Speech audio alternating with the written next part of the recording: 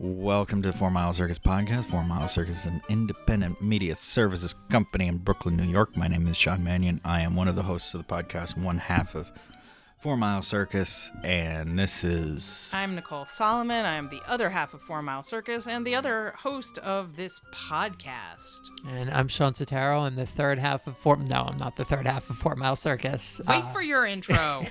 I'm just here to hang out. That's not how halves work. That's not how halves work. Wait till we get the new math, like the new math that I'm sure is going to be coming with our new... Trump math? Oh, with DeVos math? Yeah. DeVos was just confirmed today. We're all really excited about that. Exactly. 2 + 2 is 5 because you can't forget to add in Jesus.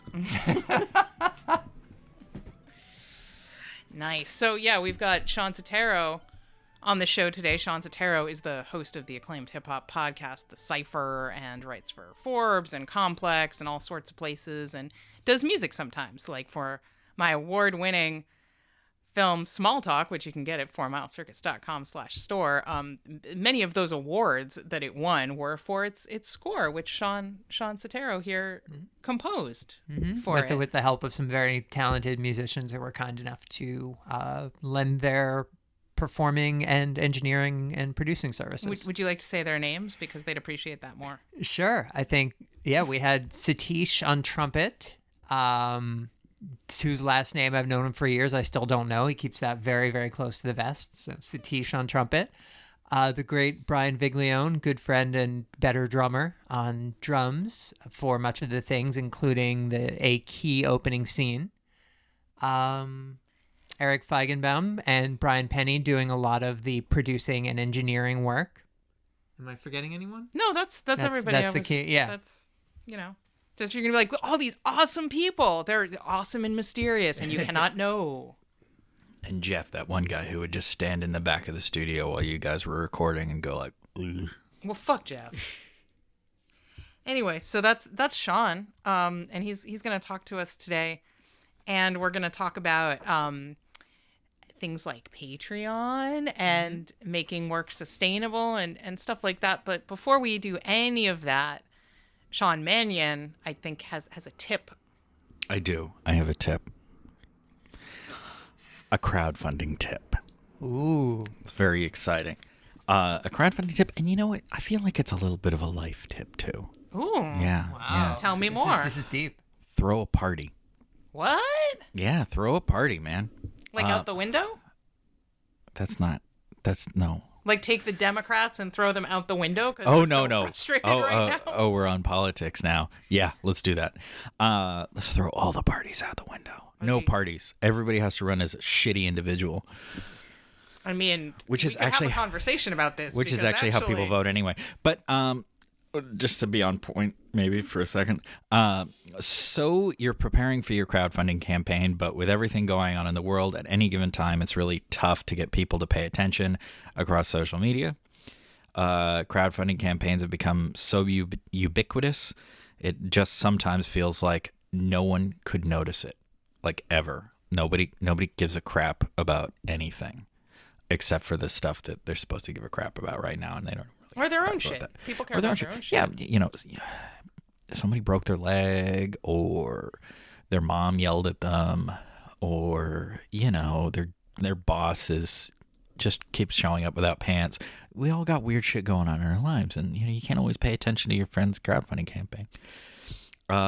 So one way to solve this with your own personal network, which is, I think we've said before, really where the bulk of your support is going to come from. And to get them all more excited about it is to throw a party. So when you throw the party, and who you invite is totally dependent on the campaign that you're doing and who you are as a person. So for some, your launch party is going to be an ideal. You're going to want to throw that right at the beginning of the campaign. Invite everybody to show up at your place or some location that you have on hand and celebrate going live with the campaign. For other people, a mid-campaign party to help lift your campaign during that slump in the middle. There's always a slump in the middle. There is. It's true. Most action's going to be at the beginning and the end. Yep. Because everybody's like, everybody's really excited at the beginning. And at the end, they're like, oh, God, I got to help you. In the middle, they're like, I got time. You're like, oh, that's a thing that's going on. That's not, yeah. Exactly. It's hard to maintain the pressure in the middle. Except the pressure in your chest if it's your crowdfunding campaign, because you'll be feeling the pressure for the full duration of that campaign. Absolutely. It's going to be miserable. And for the rest of you, you may want to party to celebrate your successful completion of the campaign at the end. The point isn't necessarily when you throw the party, it's how you use the party to lift the campaign.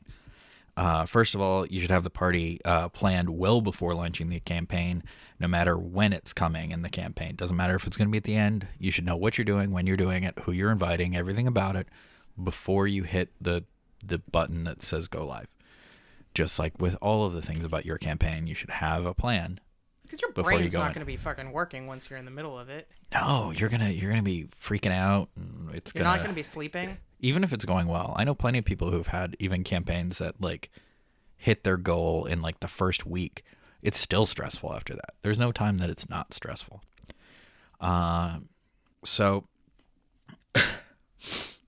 So you want to have the party on the network's radar well ahead of when you're throwing the party.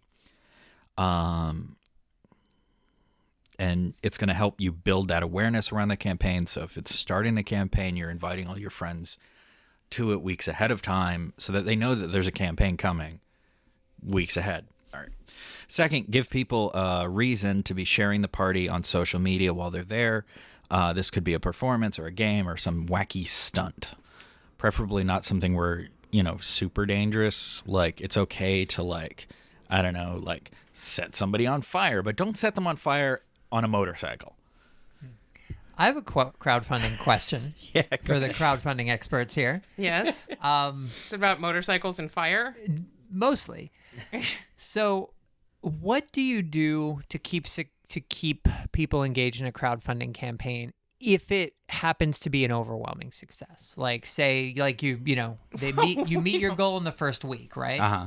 How do you still keep people excited? Like, what tips you have to be like, well, now, how to like literally adjust expectations on the fly when you've probably spent weeks or months planning expectations and goals. I mean, there's stretch goals, which is a strategy to have if you're expecting to reach your goal ahead of the end of the campaign, which sometimes people plan for.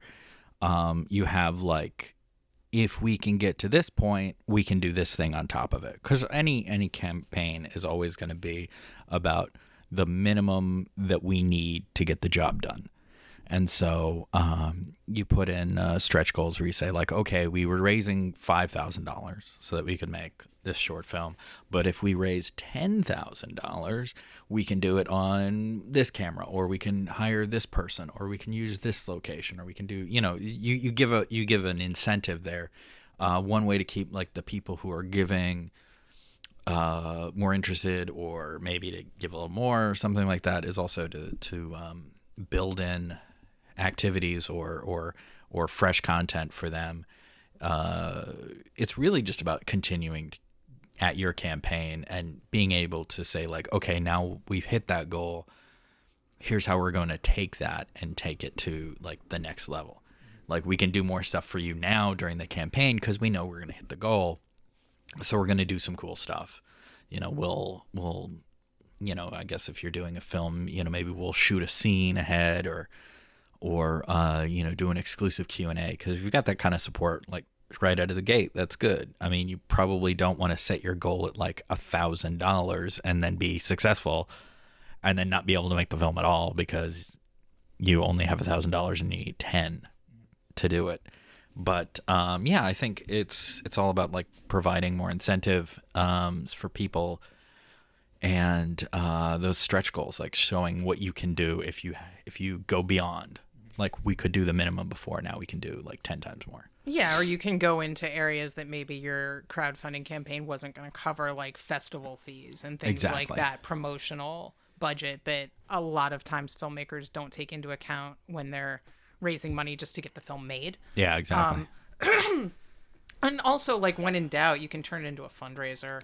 Absolutely. You can donate a portion of the additional funds you get to an organization that has something to do with your work. Like, I believe About a Donkey, which is an independent film that's crowdfunding right now. By the time you hear this, hopefully it will have successfully completed that campaign and maybe even have successfully completed principal photography, depending. There, I believe, if they go over their goal, I think they're donating a portion to the Trevor Project, I think, because that's a LGBT, I think This is a project from Christina Rea, our first guest. Yes, you can listen to the very first episode of this podcast to hear her talk. But there are various LGBT characters, or at least LG. I don't know if there's any BT in that film, and so they're donating a portion to affiliated.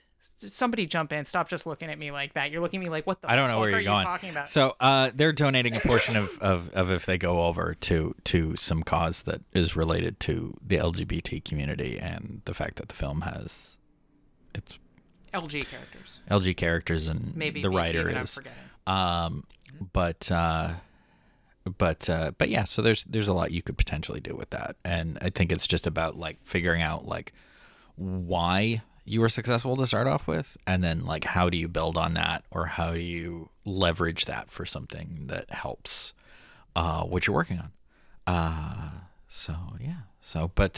we should all be so lucky as to have that problem. I mean, For I've known a couple people. I'm like, I can figure out some things to do with some money. That's. I mean, I've known people who've done it, and the reason that they did it is the same reason that like somebody like LeVar Burton was so quickly successful with the Reading Rainbow thing. It's not even necessarily what they're doing as much as Reading Rainbow was super popular with people in my age group who had money. It's also that they had like a following already. They weren't like and a substantial following, and then a substantial following that included people who had influence and who could get people and who wanted it to be successful and pushed it with them as well. And so every time I've seen that, it's always been the case of somebody who has a following, who has at least they're at least like semi-famous, and they picked a reasonable goal that they could hit, that they figured, okay, I can hit this in 30 days and this will allow me to do my thing. And then they catch a wave. And then they catch the wave because people are like, oh, I super want to see you do this because I really like your stuff. And so that's part of that audience building that we talk about. These people had an audience to begin with, and then when you see things like, again, LeVar Burton, I don't know why he's always the example that pops into my head, but like he has an audience, and he has like a massive audience because of how he intersects with all these different communities. And so, like, that's why they're successful, is because people want to see what they're doing because they already have that audience.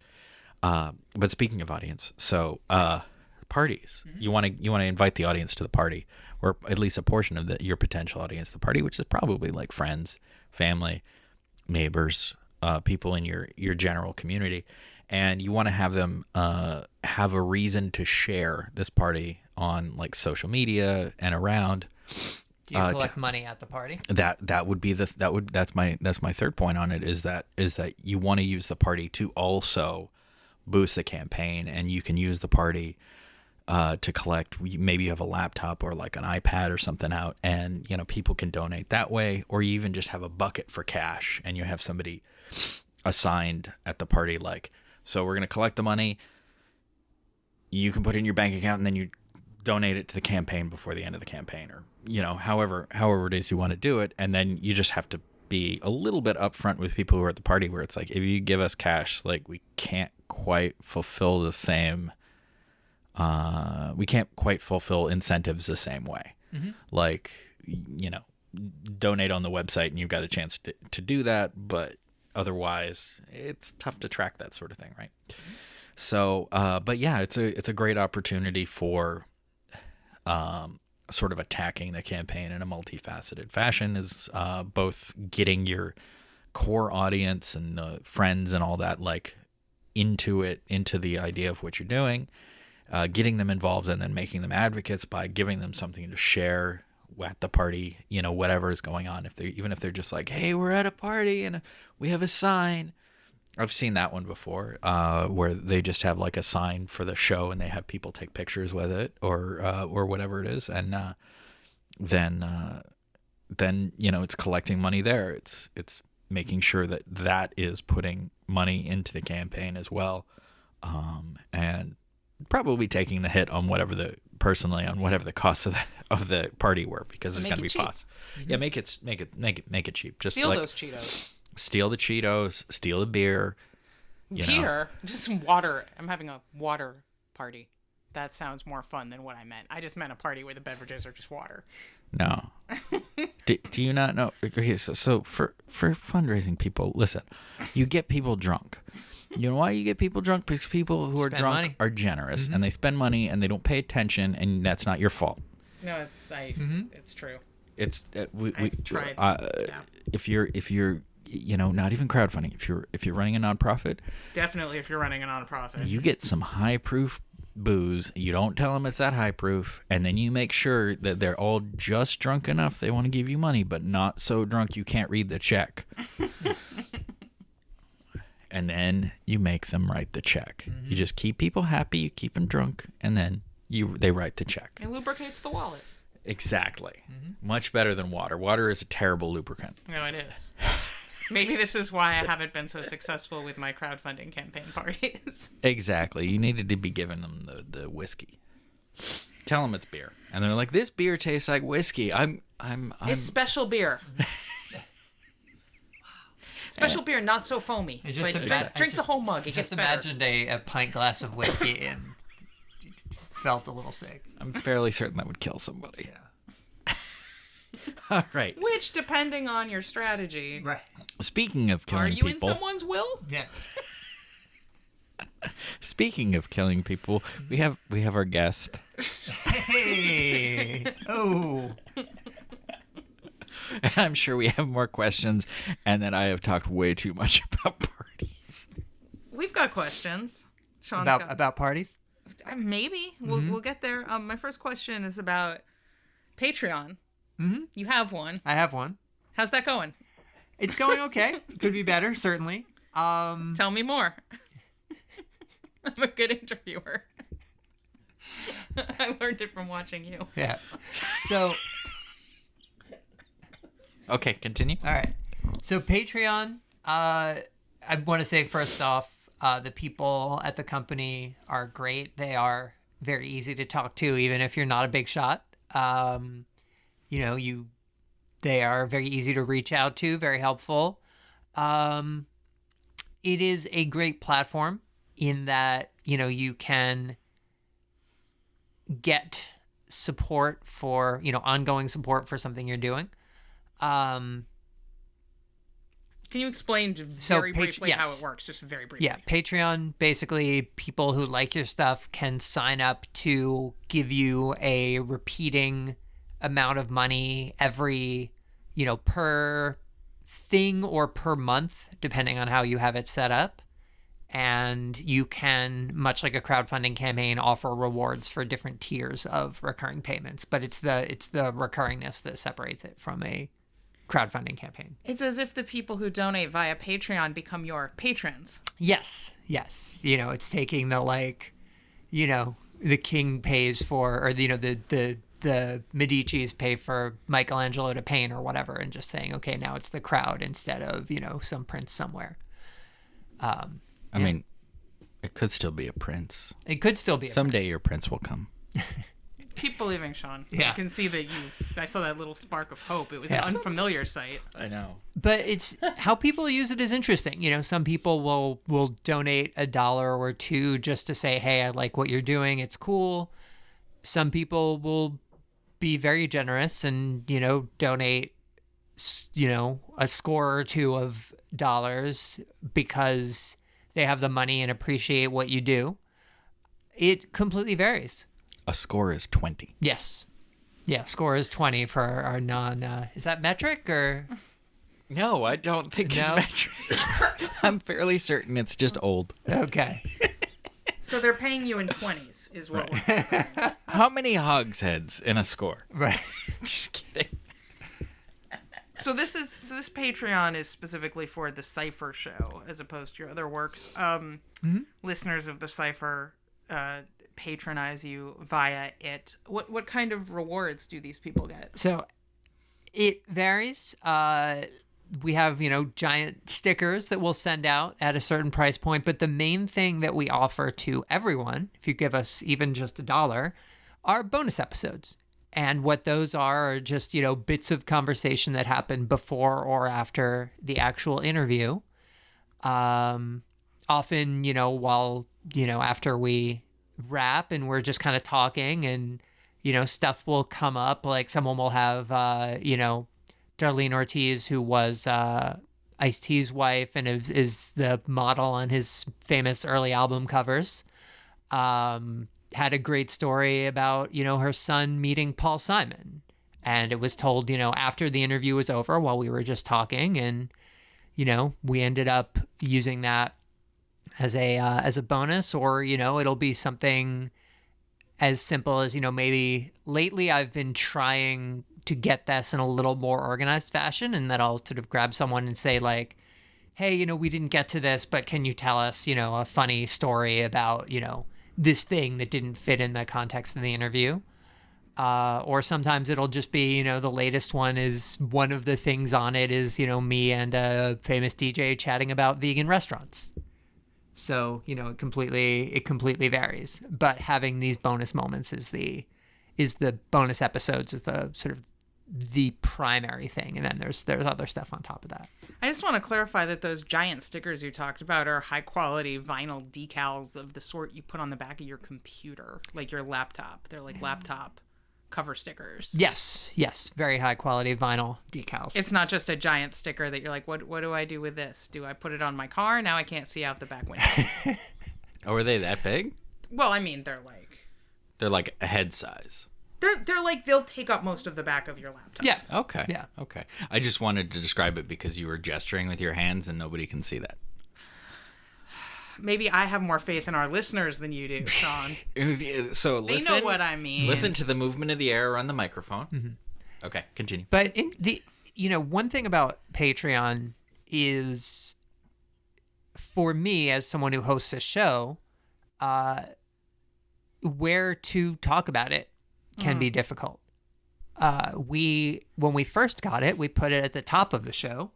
But if you mention the website and the social media and, here's a back catalog episode that's similar to the one you're listening to, and make sure to check out the show notes online, the intro to the show crept up to like the 5-minute range, and it was just too long. So we had to bump some of that stuff, including Patreon, to kind of the back end of the show. That's it. So when you say where to talk about it, you mean specifically in the show, but what about other places to talk about it too? Other places, certainly social media is big, mentioning it on the show's socials and, letting people know it exists is also obviously very important. What's been effective for you in terms of getting people to donate via Patreon, in terms of talking about it on the show or external to the show, or any particular campaigns you've done with it to try to drive up patrons? What's working? I would say, mentioning it on the show, it seems, has been the primary driver. It is a mix of that and interacting with people online, even if I don't mention the Patreon specifically. How do you mean? That if I talk to someone who is a fan or even is an acquaintance and likes the show, the more I interact with them, the more likely I find sometimes that they are willing to, that they do end up being a patron. There seems to be a overlap there. It's interesting because so many people are using Patreon these days, many of whom have other sources of income related to the work that they're also distributing through Patreon. It seems like to me, like their well, maybe not the exact work, maybe patrons get exclusive stuff, but like you as a podcast host, we'll get to other streams of income, of which there are not many, in a minute. But like, I mean, you and Josh basically for a very long time have been doing this without any outside financial support whatsoever. Right. It's a free show. Like, all the episodes are free. It's not that you have paid subscribers who get access to the archives or anything like that. It's all free to listen to, and it's, obviously you don't charge people to come on your show or something. So Right. There's no money being generated. Sometimes people ask for that. but we have never said yes. No, but they ask for it. They don't offer to give you money That's to appear true. on your show. That's it's not true. A pay-to-play. They ask for money. Yes. This reminds me, it's $75 a minute. Sorry.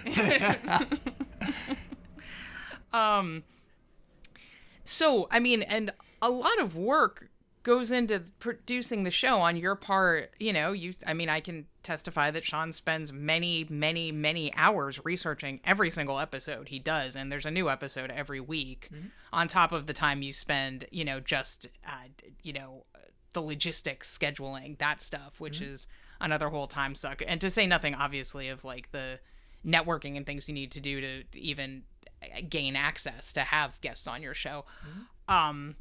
But so you spend a lot of time every week on this show. You're not getting paid for it pretty much, besides what comes in through Patreon. So it's a pretty clear-cut logic there. If somebody likes the show and for instance, I give $1 a month to Sleep With Me podcast because I listen to it. Or, well, listen might be the wrong word. I fall asleep to it many times a week, like at least as often as not, pretty much. And so when they were doing a Patreon fundraising campaign where they were mentioning it at the top of every show and saying, if you can afford it, no problem. If you can't, it was a low pressure. It wasn't a like guilt trippy thing, but like if you're using the show, think about what it's worth to you. And if it's worth it to you to just pay $1 a month for it. If we could get X percentage of our audience to all give just $1 every month, that would help make this sustainable, because the host of this podcast similarly spends hours and hours and hours and hours every week, that he's not getting paid for outside of Patreon. And at the time was doing that on top of a full-time job. You similarly have various jobs. I was like, that makes sense. I'll pay $1 a month for a podcast that I listen to every single episode of. That's fair. And, more people should do it. More people should do it. Patreon.com/The Cipher Show. Check it out. You don't have a video, though. No, I don't have a video. Can you tell us about that? I don't really have a good answer. I should have one, but I don't know. It seems intimidating to be like, say, hey, this is me and here's the thing. And, I don't know. It's too bad you don't have a video producer living in your house home with you. It's just too bad that Cha-Cha, our cat, is no good at producing videos can't consult with you. He can't even turn a camera on, so I don't know what you're expecting. Well, I think he might by accident. No, he can. He can tweet too. He can post to Facebook. He's done it a few times on my behalf. But he's not necessarily going to be able to do the video that's going to give you what you need. So just saying, that's just a shame. Right. It's a crying shame. Right. That there's nobody you can talk to about it. With very reasonable prices.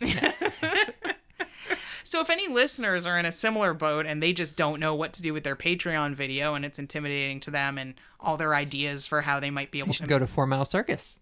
Yeah, that's where I was going with this. Yeah. It's almost like you're psychic or something. So yeah, that's a thought. So what do you think you could be doing better besides having a video?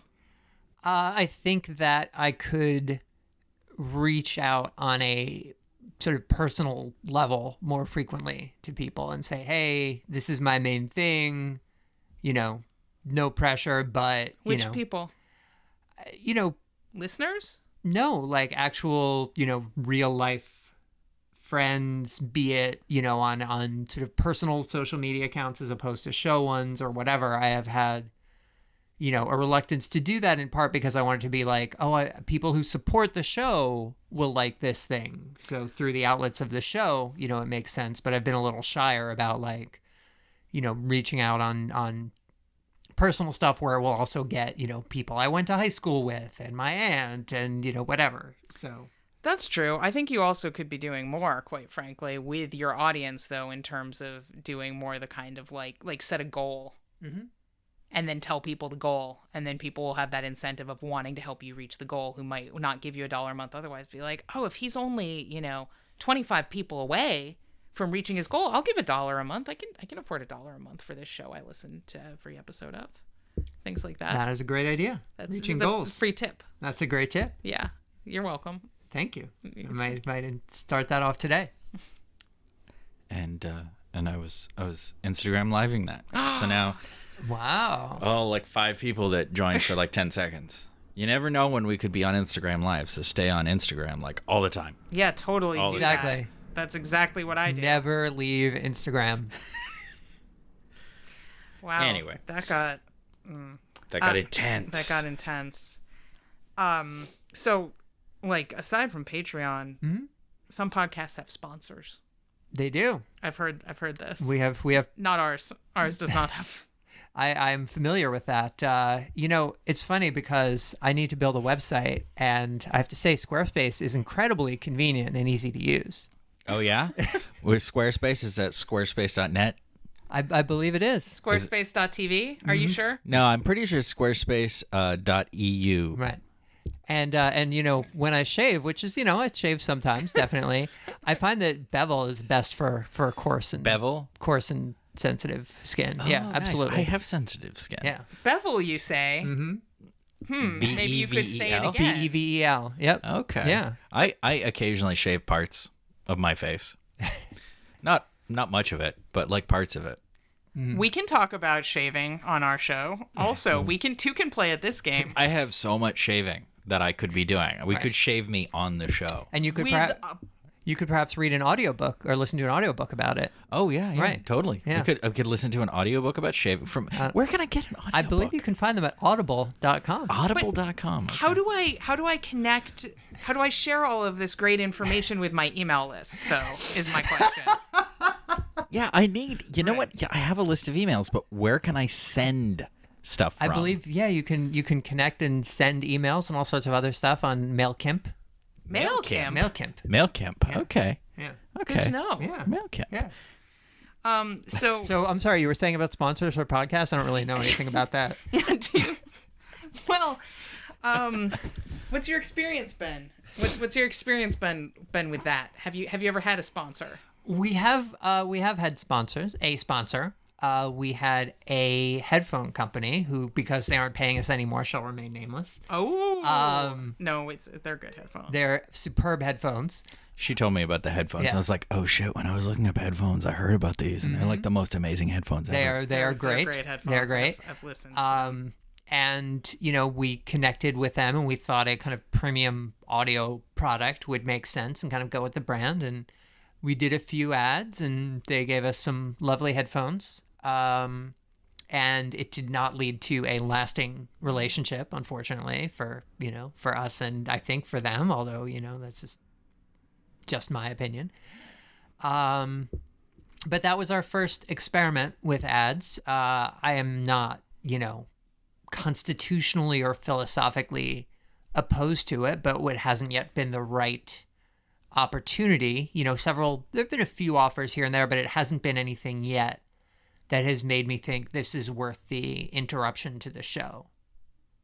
This is worth the time it would take up on the show. This is worth, whatever squeamishness I would feel about the product or whatever. Like we had there have been products that have offered to advertise that I haven't felt 100% comfortable with. And I was like, I don't really know if it's worth the interruption and my own squeamishness for, what they're offering. Exactly. This episode brought to you by Trump Steaks.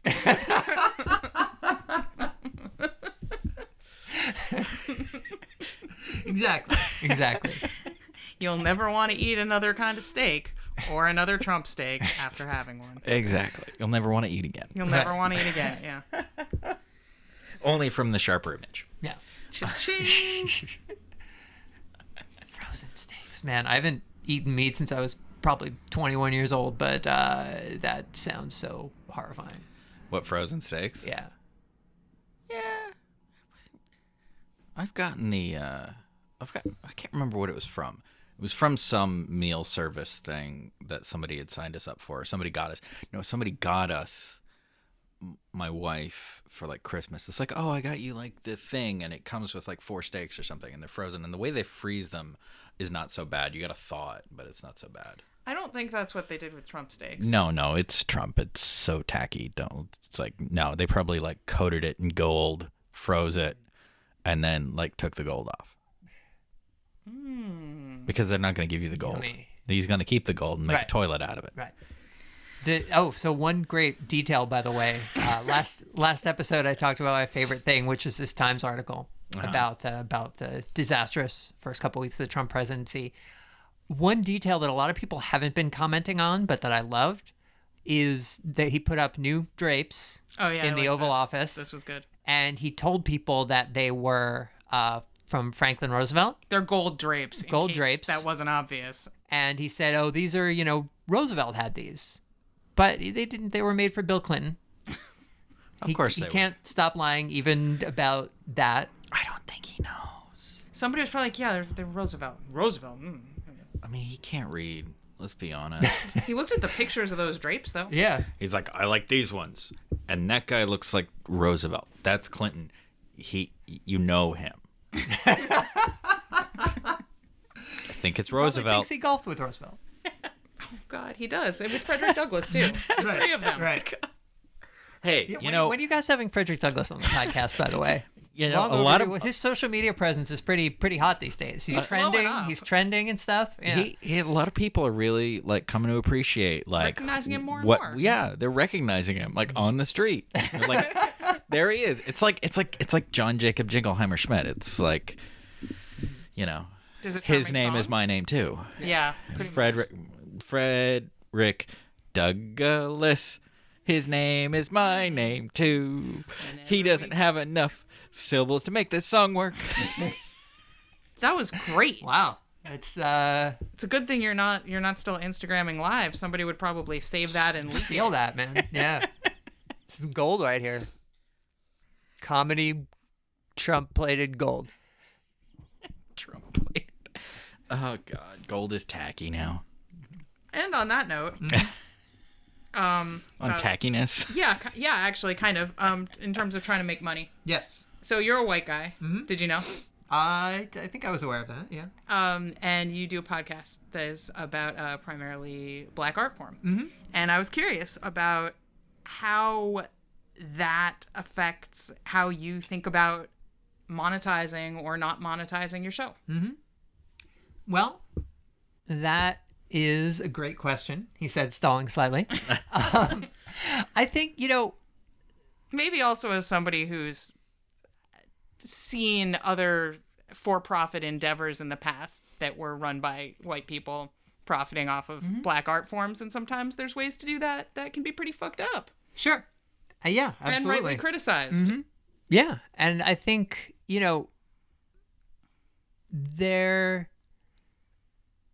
the whole experience of the show is devoted to sort of cataloging and archiving what is, as you correctly pointed out, like a form of music, a form of culture primarily started by black and brown people.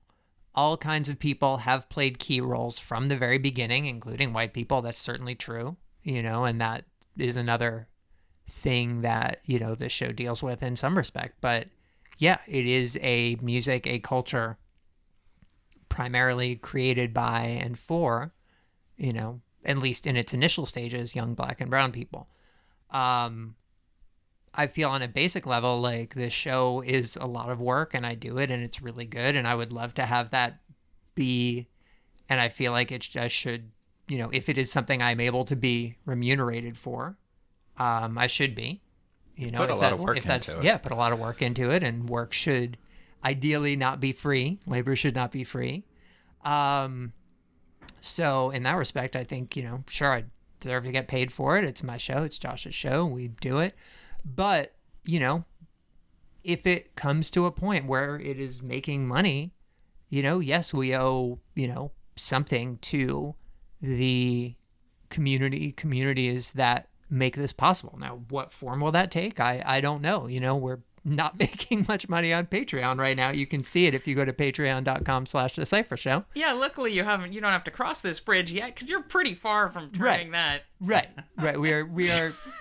We are covering our barest expenses at this point, just in terms of the actual production of the show. I don't know what form that will take. Will that take a form of, an actual monetary donation? Will that take the form of, events? Will that take the form of, if it gets to the point where we are employing people, we have to we have to think very carefully about who we employ. We have thought a lot about the people we have had interning for the show over the years. These are all things to keep in mind. I think just in life, as a white person operating in a space of Black music, it's important for me never to be comfortable. That is often,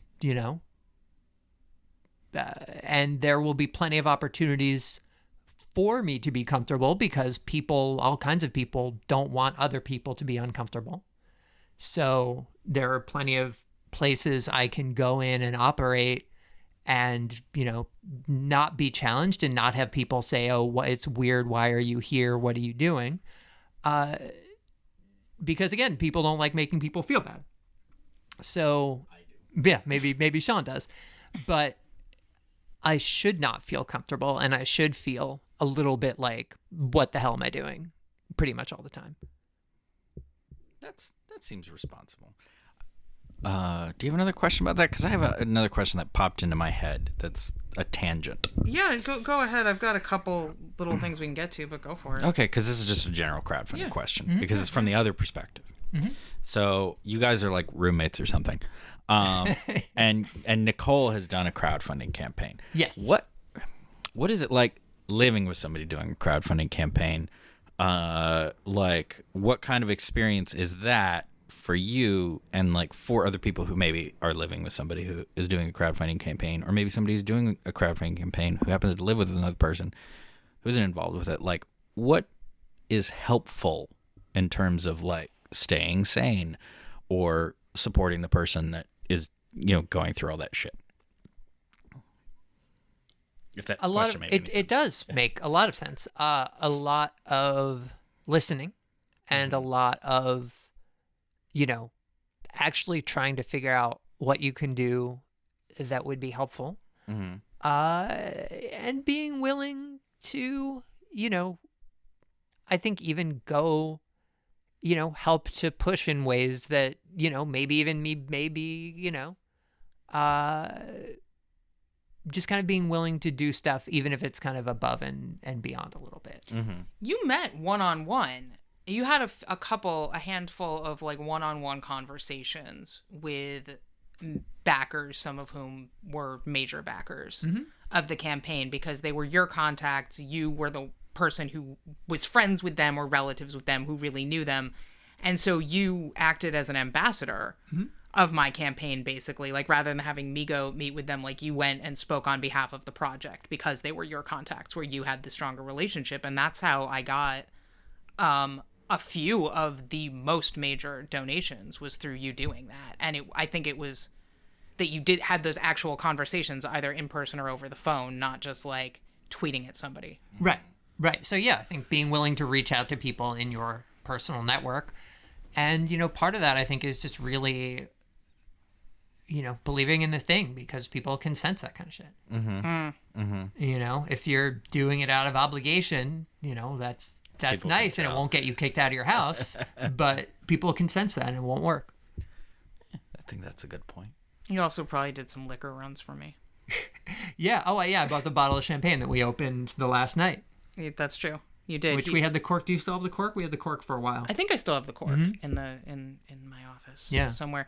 Yeah, we thankfully were able to pop the champagne when we actually met the goal like 2 minutes before the campaign closed or something. It was a real horse race at the end there. Well, the good thing about booze is it can be used for both celebration and oh my god, oh my god, oh my god. Champagne's a bad oh my god. Yeah. Not if you drink it straight out of the bottle. Everything works for oh my god if you drink it straight out of the bottle. And that's been a bonus tip from Shawn Mannion. Yeah. How to drink. I'm going to start my own separate podcast. How to drink? Just how to drink. Can I be a guest sometimes? Yeah. As an example of how not to drink? We're just going to... Yeah, but you have to drink on the podcast. There could be a game where you just give me whiskey and then set me up on Facebook and then check back at the end and see what happened. Nudge you to say like, hey, this person just said something that you should look at. What? Click, click, click, click, click. like half the episode is gonna be Mhm. the sounds of typing. That Anyway. sounds like a really stressful podcast. So yeah, those are some things. Do you have more on that question? No, it occurred to me that was sort of a different perspective that we haven't really talked to anybody about before. Yeah. So I mean, although I haven't, I have, am dealing with Patreon, but I have never done a crowdfunding campaign. Right. But I have been around them, with Nicole's. I have, in both a friend and journalistic position, have talked to people who have been involved in major, six-figure crowdfunding campaigns. Yeah. So, it's been funny to see it from those and smaller ones, 4 and 5-figure ones as well. And again, on the journalistic side, talking to people, but, seeing the, getting the in-depth things on the big ones has been fascinating. I bet. Yeah. So you said you had another question, then we can play a game. I'm very excited about this game. I was going to ask about your writing work, about like how much paid versus unpaid writing work you do and how you get paid writing work for our listeners at home we had Jocelyn Linder, author of The Family Gene, on the show recently. You probably will have heard that by the time you hear this. And she talked a bit about making a living as a working writer. And that's a thing you do actually get paid for, more so than your podcast. And yes. How do you do that? There are a couple different outlets. I have built up a contact of a few people, over the years, so I can, have done some freelance stuff, longer form things for different outlets, and that can pay very well, but that's also often very time consuming. But I will sometimes do stuff although maybe not now, I've been reluctant to pitch them for political reasons, but The Observer has, been very great about printing often very in-depth and sort of obscure music commentary, given that it's a, general audience paper. The fact that they would run something about, Southern hip hop or Dallas music or whatever has been a pleasant surprise, although, obviously they're owned by who they're owned by. So that's a whole other sort of can of worms. The stuff that I do for Forbes is paid, but it varies depending on how many people look at it. That is something I do not as much for the money, but as for the platform, as for the name, as for the contacts, as for the people it can put me in the room with, and for the relationships of the people who work there, who are great and, do amazing stuff. That name, even though it's on the website and not in the print magazine, opens a lot of doors. And there are a lot of people in the music industry who aren't normally, don't normally get press for their business, who are willing to talk to me, who wouldn't be willing to talk to me for my podcast because it doesn't have enough listens or enough name recognition. I can get to go through the hoops at, a big record company to talk to Pusha T would take a long time, but when it comes to, talking about his, latest position at his record label, I can get him on the phone pretty easily because, his people approach me for the business side. So that I do less for money than for the people that it puts me in contact with. And I can sometimes siphon that into the podcast as well, so that, if you're in a room with someone, I can take up, 10 minutes of their time for a phoner, but sometimes I can stretch it to an hour and do a full interview. So, it's the contacts as well help with that. In Complex, I do a mixture of writing and editing, and that's news writing, and that's like, how quick can I turn around 250 words on whatever crazy thing has happened? And, can I manage to drop some original reporting into that? And that's sort of a ongoing challenge. How do you find other outlets to write for to the degree that you have time, which I know is not much, like Sondheim Review, for example, or Thrillist? I know you wrote for recently. And how did Thrillist happen? A lot of it is I was lucky enough when I was starting out at my old job. It was a website that one of the things that they did to get known was publish pieces in other outlets. And because it was a small company, I was the one writing almost all of them. So I was lucky enough to be able to get placements in places like GQ and The Source and things like that because I was working with this other outlet. And, once you have those kinds of clips, it becomes easier to approach people and say, hey, here's all this stuff I've done. I've also been very fortunate to have, people who are journalists who like and respect that I put a lot of research into stuff and am thoughtful about things. So they will say, hey, every once in a while they'll say, do you want to write a piece about this? And that happened, with the sound-alikes, basically records that are, copies of hit songs.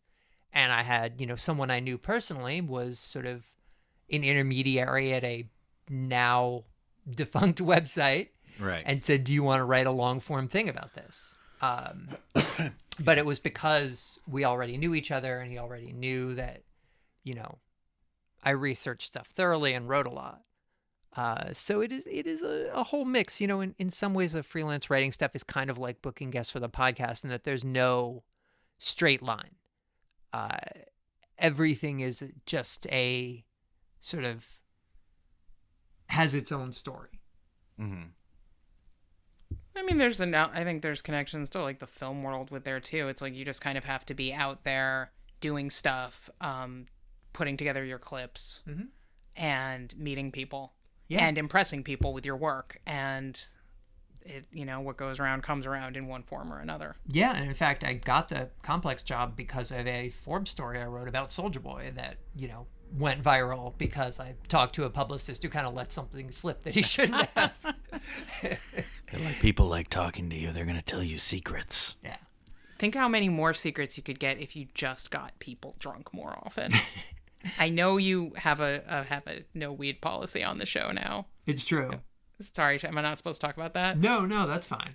You don't Well, let people... no blunts. Let's say that way. We had. I can air it out. I think we had a guy named Blunt Smoker on the show one time, and unsurprisingly, he smoked a blunt. I know you're shocked. Yeah, I was gonna say, I feel like you probably should have seen that coming. Yeah, and it was fine except the smell that it left in the house.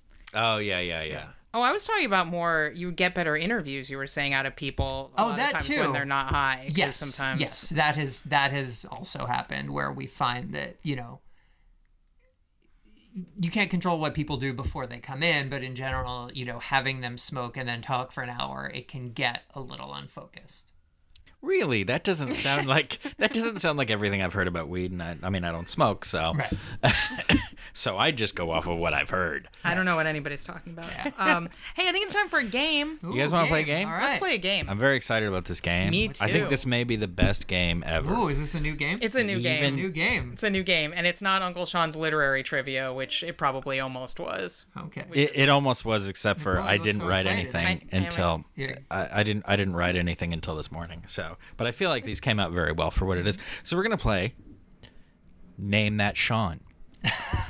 In honor of this episode, This is does great. everybody at Because home get it? Because there's Shawn Mannion, who's half of 4MileCircus and co-host of this podcast, and then there's Shawn Setaro, aka Other Shawn, aka Same Old Shawn. Yeah, exactly. So, right. so Another there's, Shawn is possible. there's a lot of Shawns in the world, and so you're gonna name that Shawn, and so I will read off the description of the Shawn, and then you can each tell me which one you think it is, and the winner, can have Pen? a glass of water. No, because you only get a pen for literary trivia. Okay.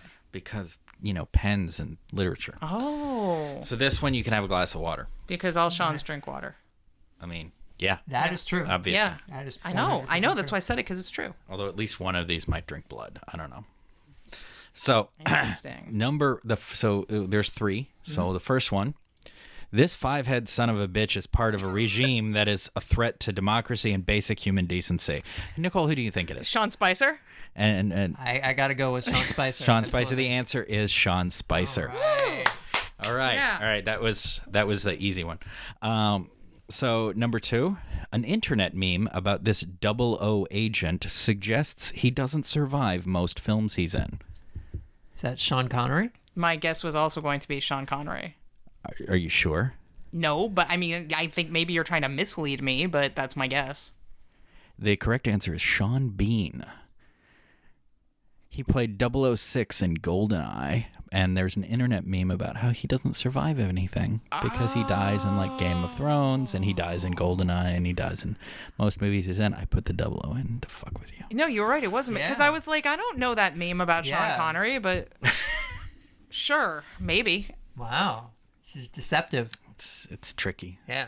You guys, the last batch of trivia was too easy for people, so I had to get a little harder with that one. All right, so this one, I don't know. I think this is sort of the middle of the road one. Could be easy, could be hard. So his plan was to take the car, go to Mum's, kill Phil, grab Liz, go to the Winchester, have a nice cold pint, and wait for this all to blow over. It's Shaun of the Dead. What do you think? Yeah, I'll go with Shaun of the Dead. It was Shaun of the Dead. All right. I was trying to remember the character's last name, which I didn't remember. I didn't even look up his last name. I think it's just Sean. It's Very nice. So that was a tie. So it's a tie. So you can both have a glass of water. Great. I know Sean's as well as Sean knows Sean's. That's true. Everybody knows Sean's. We all learned something today. Yeah. So this has been the 4 Mile Circus podcast, and we are 4 Mile Circus. But who are you again? I'm Sean. And where can people find you on the internet? You can find me at theciphershow.com. That's Cipher with an I. At The Cipher Show on Twitter, Instagram, and Facebook, or at Same Old Sean. That's SHAWN on Twitter. Yeah, he spells it the wrong way. So, Ooh. We're going to debate this later. And by Arm debate, wrestle. Yeah. No, it's okay. You have the Hooked on Phonics version. We are 4 Mile Circus, 4MileCircus.com, at 4 Mile Circus on Twitter, Instagram, and then /4 Mile Circus on Facebook. Next time, we'll talk to somebody else, and it'll be awesome. And we'll see y'all later. Thank you, Nicole and Scene. And goodbye. If you like what you heard, please subscribe on iTunes or your podcast platform of choice, and check out other 4 Mile Circus services and projects at 4MileCircus.com, as well as 4 Mile Circus on Facebook, Twitter, and Instagram. Watch our first VOD release, Nicole's award-winning feminist phone sex horror comedy Small Talk, at 4MileCircus.com/store,